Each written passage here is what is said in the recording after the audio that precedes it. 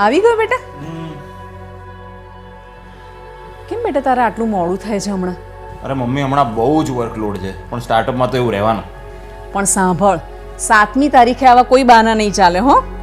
અરે આપણે વોટિંગ માટે જવાનું છે. અરે મમ્મી હું એક જ માણસ છું, કેટલા પાત્રો ભજવું? ઘરમાં દીકરા અને પતિનું પાત્ર, ઓફિસમાં બોસનું પાત્ર, સાઇટ ઉપર ટેકનિકલ એક્સપર્ટનું પાત્ર, અને હવે એમાં વોટિંગ શૂટિંગ કરીને મારા આદર્શ નાગરિકે બનવાનું.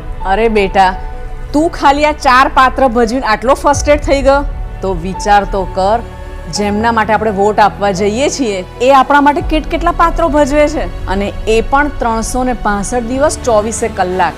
અને હા, તારું આજે સ્ટાર્ટઅપ છે ને, એ આ વોટનો જ કમાલ છે.